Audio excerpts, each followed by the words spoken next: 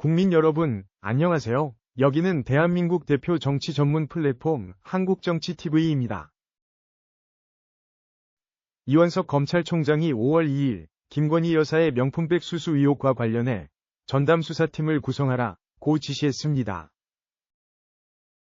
국내 언론 매체들이 보도한 내용과 5월 3일 대검이 발표를 종합하면 이원석 검찰총장은 전날 송경호 중앙지검장으로부터 정기보고를 받았습니다.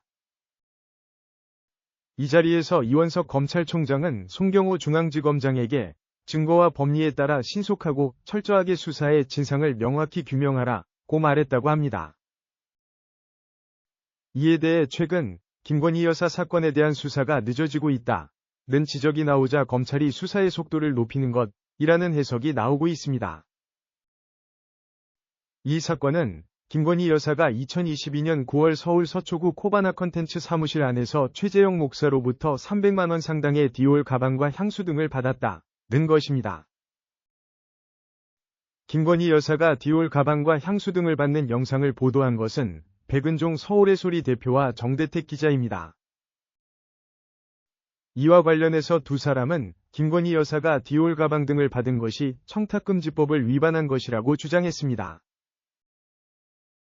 또 이것이 윤석열 대통령에 대한 뇌물이라는 취지로 김건희 여사와 윤석열 대통령을 검찰에 고발했습니다. 이들이 말하는 청탁금지법이란 공직자 등의 배우자로 하여금 수수금지 금품 등을 받거나 요구하거나 제공받기로 약속해서는 아니 된다는 것을 말합니다. 이에 대한 법조계의 중론은 대통령 부인의 금품 수수 의혹이란 사안의 중대성에 비해 김건희 여사에 대한 처벌 가능성은 크지 않다는 것입니다. 청탁금지법은 공직자의 배우자가 공적인 직무와 관련해서 1회 100만 원 또는 1년에 300만 원을 초과하는 금품 등을 받는 행위를 금지하고 있습니다.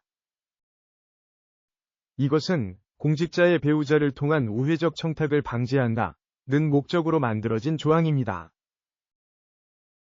그러나 금품을 제공한 사람만 처벌하는 조항이 있을 뿐 공직자의 배우자에 대한 처벌 조항은 없습니다. 하지만 청탁금지법 구조는 배우자의 금품 수수 사실을 인지한 공직자는 이를 지체 없이 반환하거나 신고해야 한다고 규정하고 있습니다. 따라서 검찰은 윤석열 대통령이 김건희 여사가 받은 디올 가방이나 향수 등을 자진 신고 또는 반환했는지 여부는 확인해야 하는 입장입니다. 또 수사팀은 고발장에 뇌물 혐의도 기재돼 있는 만큼 이 금품이 윤석열 대통령에게 흘러갔는지에 대해서도 확인해야 합니다.